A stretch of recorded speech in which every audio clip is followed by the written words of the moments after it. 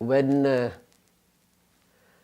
considering the events of the First World War and looking at the carnage that took place, and then what followed in the Second World War, it came to me what was meant by the Hadith of the Holy Prophet Muhammad ﷺ when he said that at the time of the Messiah, war's burden will be lifted.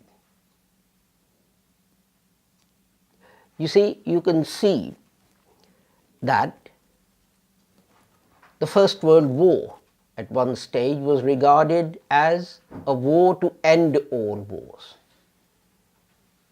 There was so much killing, there was so much devastation that Europe did not think it would ever again fight another war.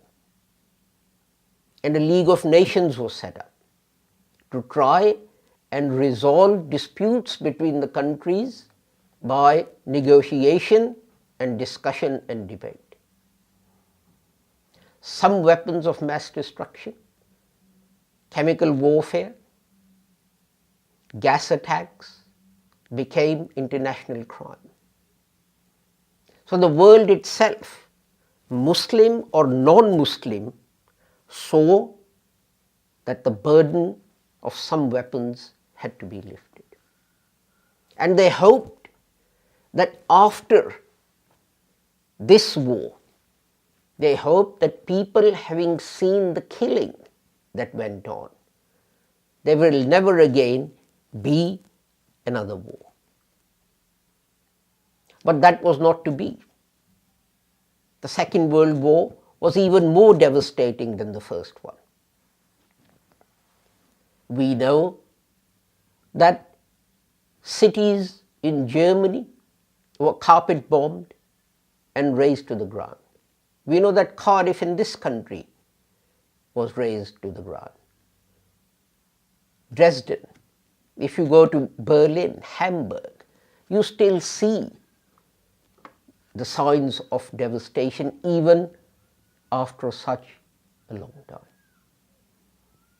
But then during that war, just like during the previous war, terrible weapons were invented, such as the tank, the aeroplane, gas, chemical warfare which destroyed crops and killed people. In the Second World War, an even more devastating weapon, the atom bomb, was invented. And now we have gone further than that, and we have hydrogen bomb. And we have bombs where one bomb can destroy huge cities and kill millions of people at one stroke. And the world has recognized from that it cannot go to war. If it went to war, this earth, this planet will be destroyed. And we have to see at what point did these things start happening. They started happening after the advent of Hazrat Mirza Ghulam Ahmad Sahib on this earth.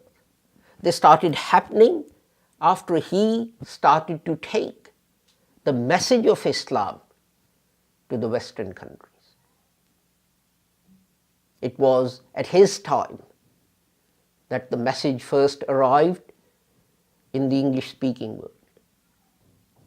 You would be amazed to know that there was a person in America, Alexander Russell Webb, who was cooperating with, for example, Hazrat Maulana Muhammad Ali in his English translation of the Holy Quran. So, there was not going to be any need of a war to protect people's freedom of conscience, freedom of belief. We saw that all of these things are now recognized as basic human rights.